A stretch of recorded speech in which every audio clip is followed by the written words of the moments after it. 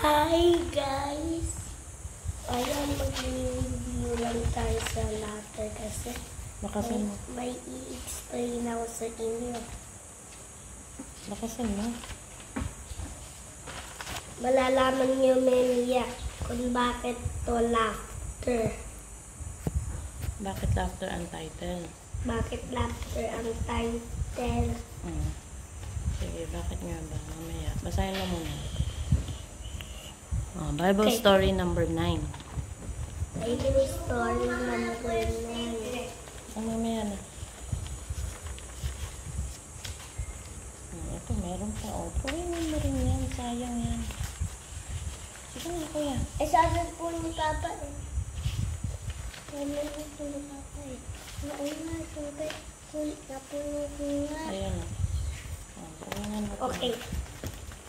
Hindi kita na face mo. Abraham loved Sarah very much. Si Abraham, mahal na mahal si Sarah.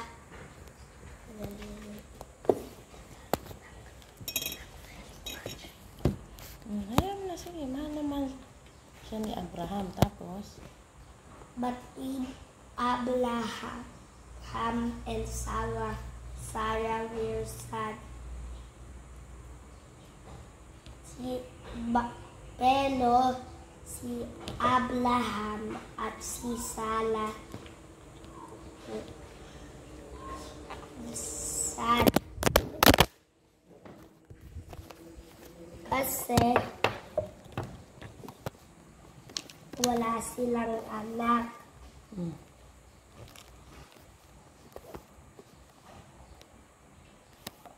Tsaka si Sarah nag-glow-glow ng older. Tumatanda na. But pero isang gabi, God gave Abraham, si God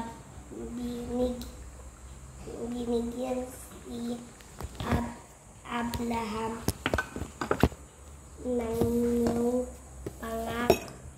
ng bagong pangako. promise. At sinabi,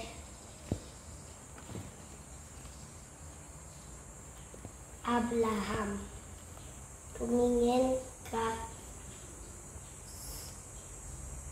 sa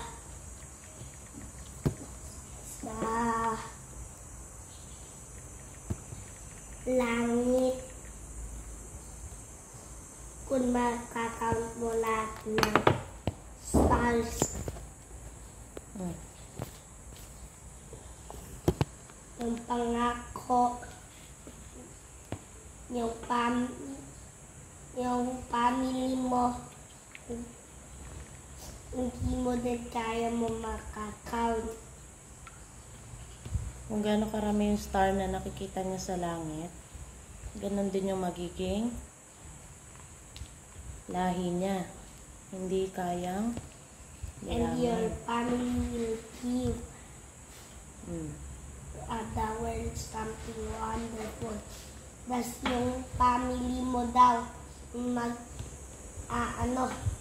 may ibibigay sa world na wonderful.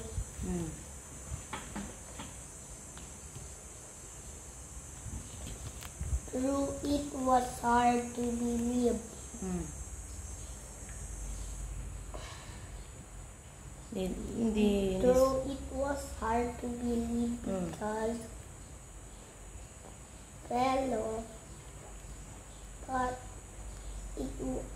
pero mahirap i-believe. Paniwalaan. Paniwalaan. Ang likod mo naman, Kasi si Sarah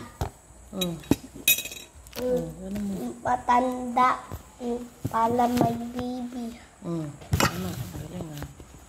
Tapos, Si Abraham trusted little si God na i-keep promise niya yon. One day, isang araw, Abraham was sitting outside his tent at the hottest time of the day. Si Abraham umuupo sa labas sa tent niya sa hottest sa tanghaling tapat, nakaupo siya sa labas. sa tanghaling tapat of Sige, tama na yun. the day. Si Abraham nag-look up and nakita tatlong lalaki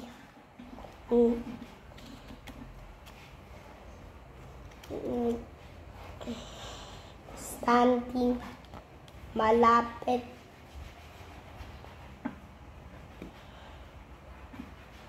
Abraham was a generous person and loved to have guests for dinner.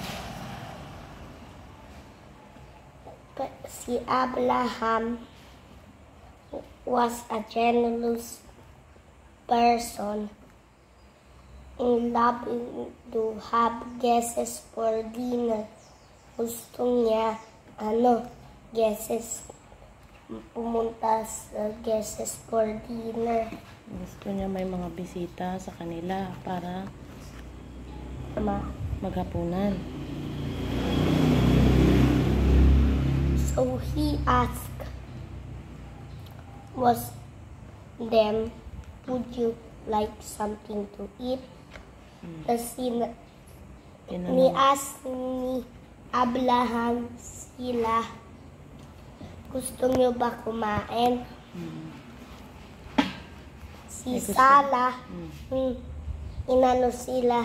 ni-made sila ng masarap na ulam na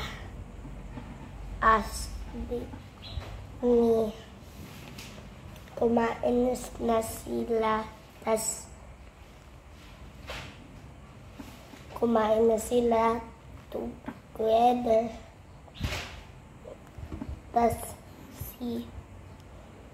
May sinabing yung isang tao, but very strange to Abraham.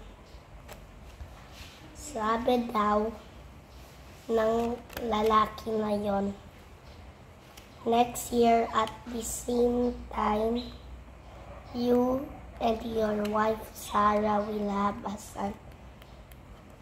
Sa next na taon, at the same time, ikaw at yung asawa mo, si Sarah,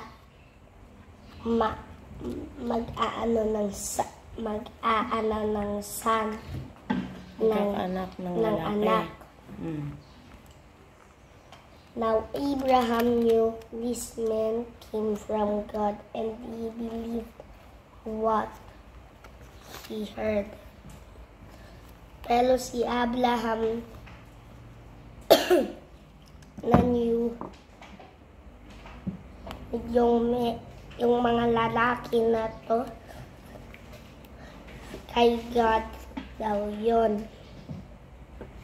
Tas ni-believe niya kung ano yun.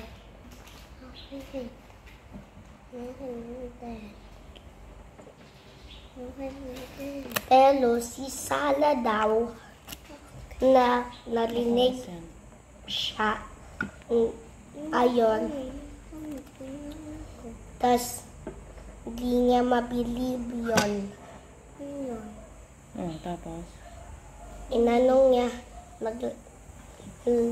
tumawa siya Ba't siya tumawa? Dahil? sa sarili niya. Tsak, kasi Hindi siya... possible for me to have. Pero matanda na siya ng anak. Ayan. Okay. Pero si God,